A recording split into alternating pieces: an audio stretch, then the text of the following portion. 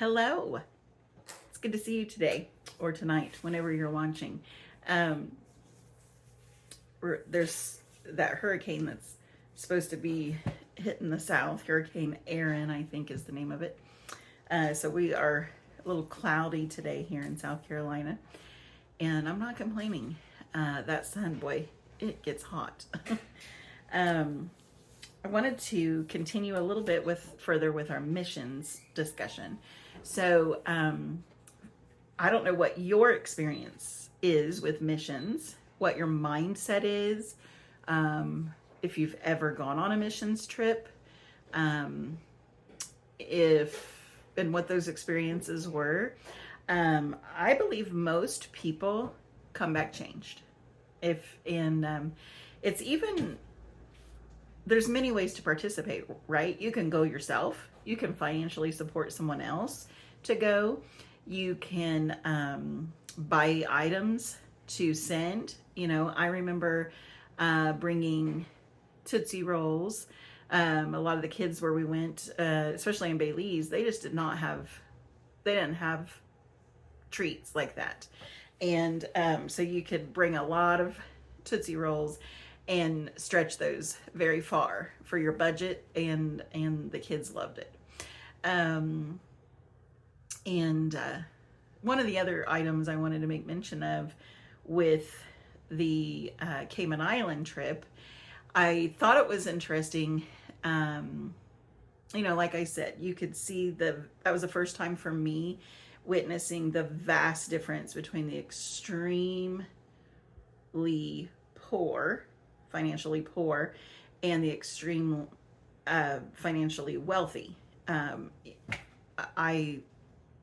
lot of the people, when we saw how a lot of the people lived, literally were like little shacks, like on Gilligan's Island or something. They were like little, well, not even that nice. I mean, they were like little cardboard boxes for a home. And it was so sad. And anyway, scripture does tell us there will always be the poor. There will always be the poor. So whenever you go on a mission, or you're thinking about that in your own life, be sure to seek the Lord's guidance in that. Remember, trust in the Lord with all your heart, lean not on your own understanding. In all your ways, acknowledge Him, and He will make your path straight. He'll direct you. And you're going to reap the blessing of that, because you also have the covering of that. And there's many reasons to go on missions trips. Sometimes it's for you. You often think it's for the other person, but many times it's for you. So in the Cayman Islands, there was also a town called Hell. That's where the post office was. And I just thought that was so interesting. So everybody wanted to mail their postcards from there because it would be postmarked Hell.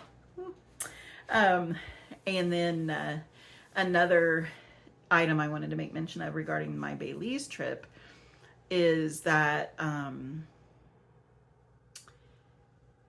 there was an exorcism one of the nights. I happened to have been exhausted and slept right through it. But when I got up the next morning, everybody was like, "Wendy, you slept right through it."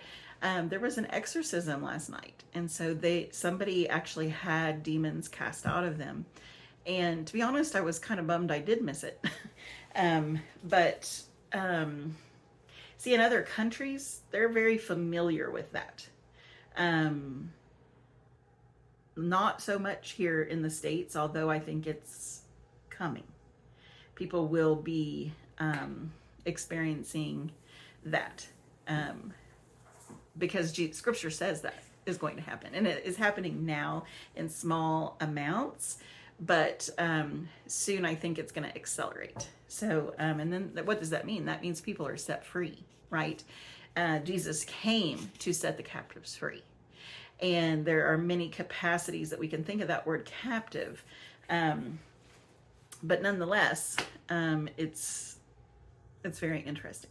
So, if you aren't a person who is in Scripture, I encourage you to watch the series The Chosen, because it will direct you point you right to Jesus, and it's going to point you to the scripture to read for yourself. And you will see. You, in one of the very beginning episodes, Mary Magdalene, she had many demons, and they were cast out of her. And Jesus did that, and he called her by name. Those are two significant things in that series. So anyway, so as time went on, then that was my last trip that I had taken with Anderson University. And because then in 93, I also wanted to say, and when I had gone on that missions trip, I brought back, so it must have been 91/92. That's what it was. I brought back machetes as souvenirs, and I passed them out. I brought one for my brother. I bought one for a guy I was dating at the time. And just to think that those, nowadays I don't think you could bring machetes back for your souvenirs. So anyway, just different. It's just interesting to note how times have changed, right? In many different ways. So I did really think it would be fun to go back to teach in the Cayman Islands. And I really did prayerfully consider that. What would that be like? Could I afford it? But I didn't do that because I ended up falling in love. And then once that happened, once I fell in love with Bob, that changed the trajectory for that time. And I wasn't going to teach in the Cayman Islands. I really, I thought that I would just teach first grade at Germantown Elementary for my whole 30 plus years of teaching, and that would be it. Again, we can make our plans, but it's the Lord that orders our steps, right? And little did I know what the Lord had in store for my life going forward. So in 1992, Bob and I started dating, and that summer. And I had sat out a semester of school. So I didn't graduate in 92. It took me a little longer than 4 years to graduate.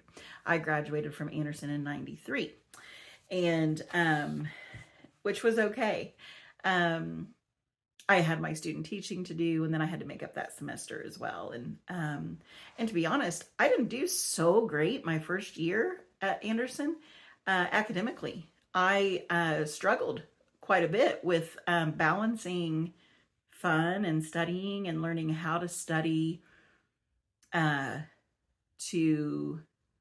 that accelerated rate. So it was kind of a jump for me to learn, like, oh, I have to read several chapters and then take a test over several chapters at once.